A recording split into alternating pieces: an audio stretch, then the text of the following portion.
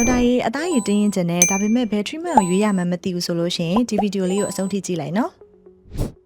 ဒေါက်တာတို့စီမှာဆိုလို့ရှိရင်ဒီအသားရည်တင်းရင်ဖို့အတွက် treatment တွေက3ခုလောက်ရှိတယ် high food လုပ်မလား radio frequency လုပ်မလား collagen injection ထိုးမလားပေါ့အဲ့တော့ဒါတွေကဘာကွာလဲဆိုလို့ရှိရင်တော့ तू ကဒေါက်တာနားလေလွယ်အောင်ပြောပြရမယ်ဆိုလို့ရှိရင်အသားရည်တစ်ခုကိုဒေါက်တာတို့ဒီအိယာမှုရတစ်ခုလိုမျိုး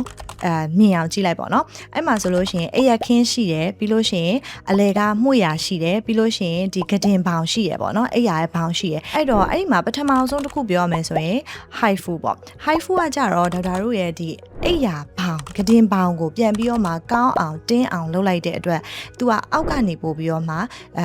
တင်းရင်းတဲ့ effect ကိုရပြီးတော့မှ lift ဖြစ်သွားတယ်ပေါ့နော်အဲ့တော့ပြန်ပြီးတော့မှအသားရည်ကပင့်တင်သွားရဲဆိုတဲ့ effect ရတယ်ဘလို့လူတွေအတွက်တင့်တော်လဲဆိုလို့ရှိရင်ဒီမေးရိုးကတိတ်ပြီးတော့မှမချင်းတော့တဲ့သူတွေပြီးတော့မင်းနဲ့ထက်ဖြစ်တဲ့သူပါးတွေအီးကြလာတဲ့သူတွေ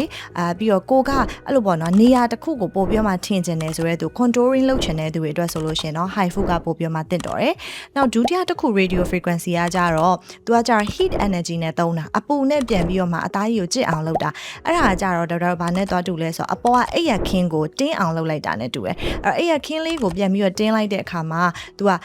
ကြစ်လက်သွားတယ်တသက်ရက်ဖြစ်သွားတယ်တင်းရင်းသွားတယ်ဆိုတဲ့ effect ကိုရစေရတဲ့အတွက်ကြောင့်မလို့ radio frequency ကကြတော့ဘလို့လူတွေနဲ့တင့်တော်လဲဆိုလို့ရှိရင်ဒီအပေါ်ရန်အသားအရည်ကပျော့တွဲလာတဲ့သူကင်လိုက်လို့ရှိရင်တင်းရင်းမှုမရှိဘဲနဲ့ပျော့ပျော့အီအီဖြစ်နေတဲ့သူနောက်တစ်ခုကကြတော့အရည်အကြောင်းတိတိလေးတွေပေါ်လာတဲ့သူတွေအသားအရည်ကဒီ collagen လိုမျိုးမရှိဘဲနဲ့နည်းနည်းပျော့အီပျော့တွဲပေါ့နော်ဟိုအီကြတာမျိုးမဟုတ်ဘဲနဲ့အပေါ်ရန်အသားအရည်ပျော့နေတဲ့သူတွေအတွက်ဆိုလို့ရှိရင် radio frequency treatment လေးကတင့်တော်ပါတယ်နောက်ဆုံးတစ်ခုကကြတော့ collagen injection ပေါ့နော်ဒီ collagen injection ကကြတော့ဘာနဲ့သွားတူလဲဆိုတော့မှုရာကိုပြန်ပြုတ်ပြင်တာနဲ့တူတယ်မှုရာကဟောင်းလာပြီဆိုလို့ရှိရင် तू ကတင်းရင်မှုမရှိတော့ဘူး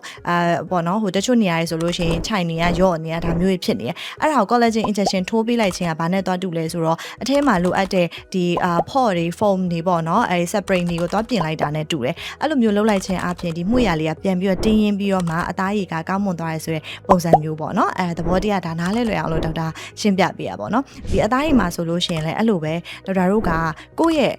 concern ကဘယ်နေရာမှာအဓိကပြဿနာဖြစ်နေရလဲဒီဟာကိုဒေါက်တာတို့ကသွားပြီးတော့ပြုပြင်ဖို့လိုတယ်မဟုတ်လို့ရှိရင်လောက်တာတစ်မျိုးတကယ်အာနိသင်ရသွားတာတစ်မျိုးဆိုတော့ကိုယ့်ရဲ့ problem က solve မဖြစ်သွားဘူးပေါ့နော်အဲ့တော့ဒီအခုအသစ်တွေပေါ်လာတိုင်းလဲ trend နောက်ကိုလိုက်ရမယ်မဟုတ်ဘူးကိုတကယ်ဘာလိုအပ်နေလဲလိုအပ်တာကိုလုပ်လိုက်လို့ရှိရင်တော့ကိုယ့်ရဲ့ပြဿနာကဖြေရှင်းနိုင်သွားမှာပါအဲ့တော့မလုပ်ခင်မှာကိုယ့်ရဲ့အသားရည်နဲ့ပတ်သက်ပြီးဘာလို့မှမသိတော့ကိုကုသပေးမဲ့ဆရာဝန်နဲ့တေချာလေးတိုင်ပင်ပြီးဆွေးနွေးပြီးတော့မှပြုလုပ်တယ်ဆိုလို့ရှိရင်တော့အကောင်းဆုံး result ကိုရနိုင်မှာပဲဖြစ်ပါတယ်